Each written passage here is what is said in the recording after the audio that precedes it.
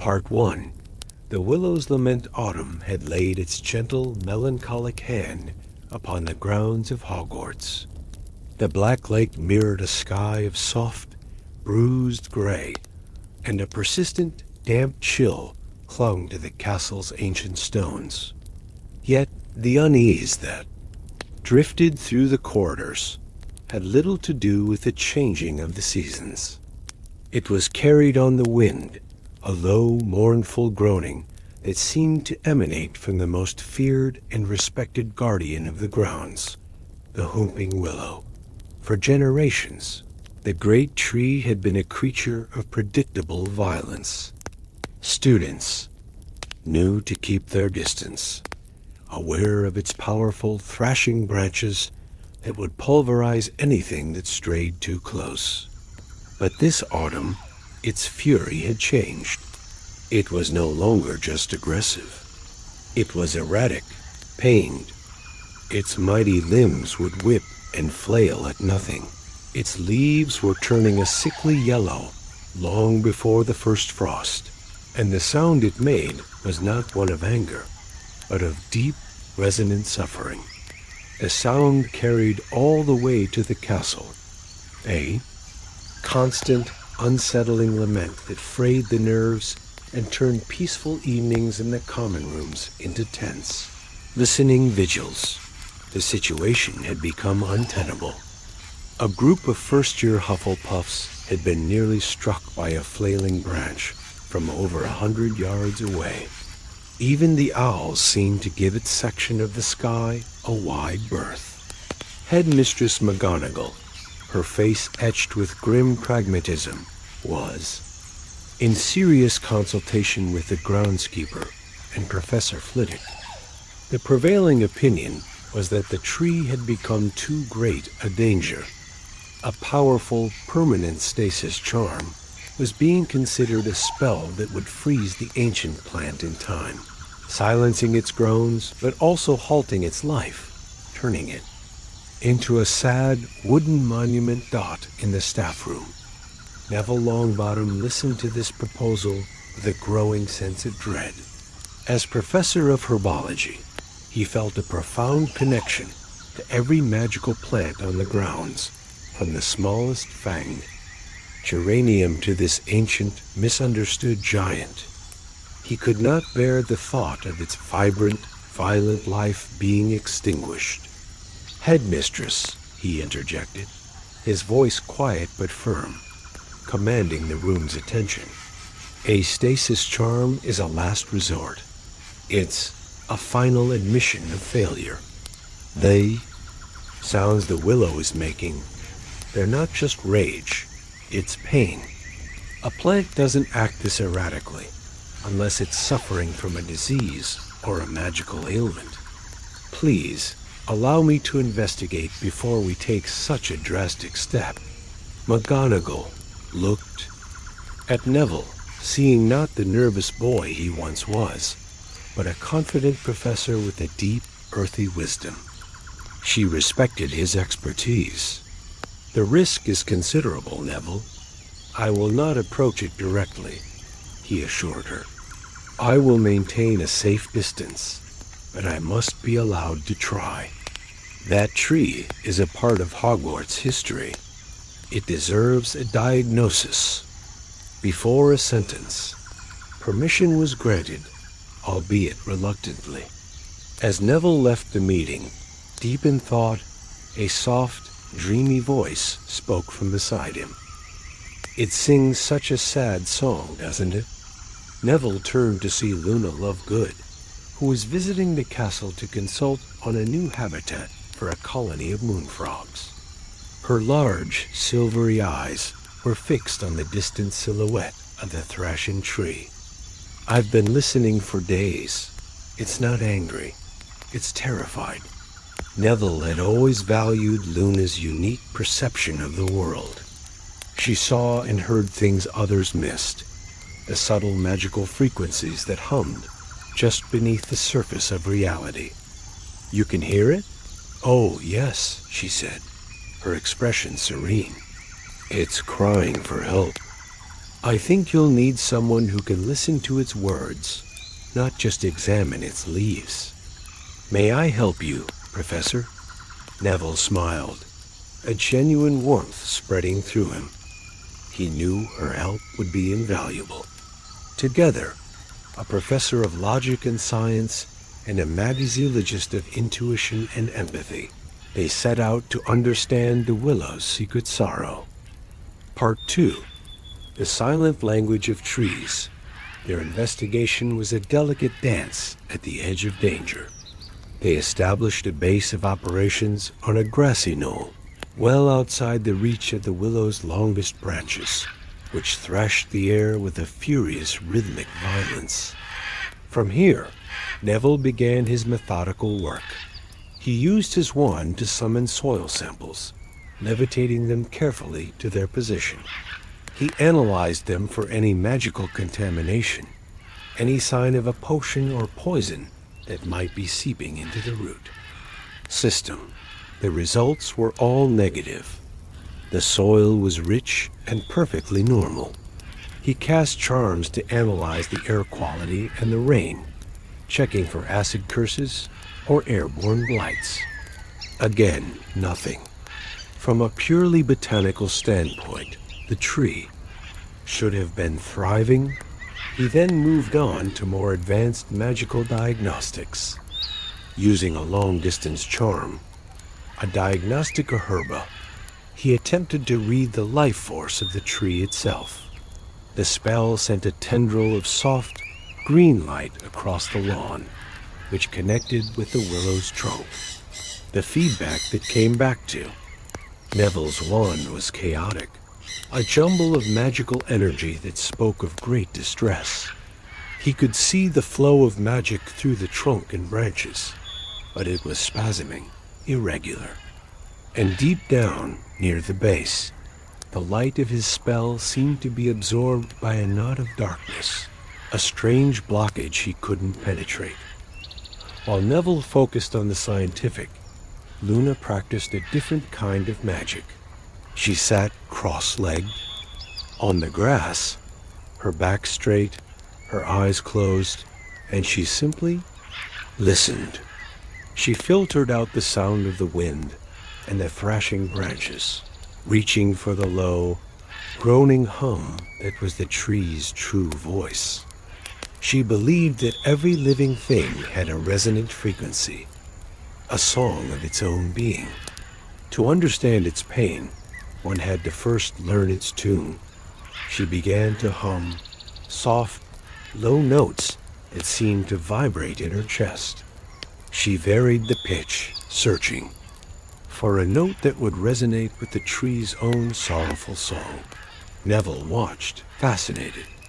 To an outsider, it would have looked like she was doing nothing at all. But he could feel the subtle shift in the air, a change in the magical pressure around them. For hours, their work continued. Neville catalogued his frustrating, negative results, while Luna continued her patient, meditative listening. The sun began to set, painting the stormy sky in hues of orange and purple. Just as Neville was about to suggest they retire for the night, Luna's eyes snapped open. They were wide, but they weren't looking at the tree. They were looking inward. "I saw something," she whispered, her voice barely disturbing the air. "When I found a note that it could hear, it showed me an image. Not a thought, just a feeling and a picture." "What was it?" Neville asked, leaning in. "It was dark," she said, her brow furrowed in concentration, "like being deep underground, wrapped in wood. And I saw a light, a small, frightened light. A family of them. They were glowing, and they were trapped." The pieces clicked into place in Neville's mind. The blockage his spell had detected deep in the roots, and Luna's vision of trapped, glowing things. The problem wasn't a disease attacking the tree from the outside. The source of its pain was coming from within. Part 3. The root of the problem. The revelation that something was trapped inside the willow shifted their perspective entirely. The tree wasn't lashing out in malice. It was a desperate, panicked response to a persistent internal agony. To heal the tree, they first had to reach the source of its pain. But that meant getting to its base, a feat that had been impossible for centuries, without knowing the secret of the knot on its trunk that froze its movements. Secret they did not possess. We can't fight it, and we can't force it, Neville stated, thinking aloud. We have to soothe it, convince it that we aren't a threat. It needs a lullaby, Luna said simply, as if it were the most obvious thing in the world. The idea, whimsical as it sounded, struck Neville as brilliant. He recalled a lecture from Professor Sprout about ancient, sentient magical flora. She had spoken of harmonic pacification, the theory that such beings could be calmed by specific magical frequencies. It was a branch of herbology that bordered on musical theory and pure empathy. They didn't need to overpower the tree's magic. They needed to harmonize with it. They spent the next day in the Hogwarts library, researching. Neville sought out texts on magical acoustics, while Luna pored over bestiaries, trying to identify the glowing creatures from her vision. She found them in a dusty, forgotten tome. Glowbugs, a rare and timid species of magical beetle that fed on residual ambient magic. They were known to nest in the roots of ancient magical trees, living in a symbiotic relationship, cleaning away stagnant energy in return for shelter. They were entirely benevolent. Their plan began to form. They returned to their observation spot as dusk fell. This time they came prepared. Luna began to sing.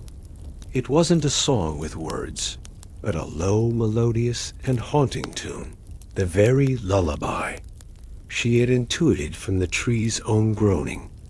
It was a song of peace, of safety, of still earth and quiet roots. As her voice drifted across the lawn, Neville drew his wand. He didn't point it at the tree. Instead, he aimed it at the ground before him, casting a non-verbal charm that produced a low, vibrating hum, a magical bass note that perfectly complemented Luna's melody. He carefully adjusted the frequency of the hum, matching the deep, resonant groan of the willow itself. The effect was astonishing. Slowly, almost imperceptibly at first, the tree's violent threshing began to subside.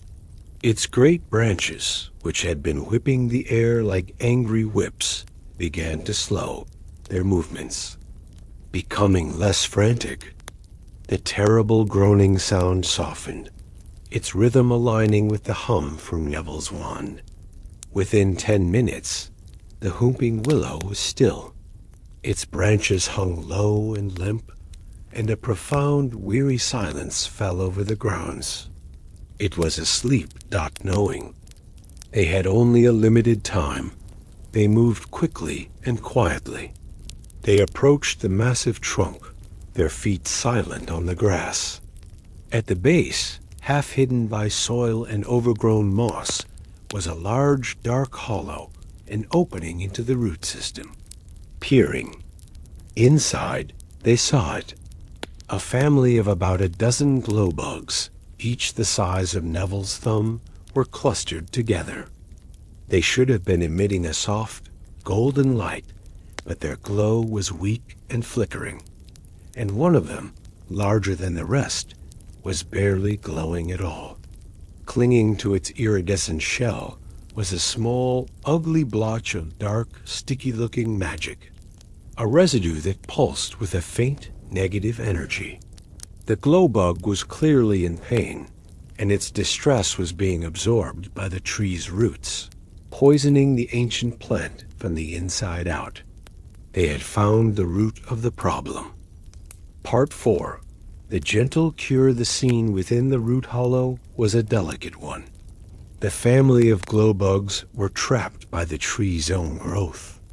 Over the years, the woody tissues had slowly constricted around their nest, and the dark magic clinging to the largest bug was like a spiritual poison, too volatile to be handled with a forceful spell. A simple cleaning charm might harm the bug, and a curse-breaking spell might shock the already weakened tree. Once again, Neville's herbologist. Instincts took over. He knew this required a gentle touch, like a healer tending a wound, not a wizard breaking a curse. "We need to soften the wood first, to free them," he whispered to Luna. "And we need to purify that dark energy, not blast it away." He had come prepared.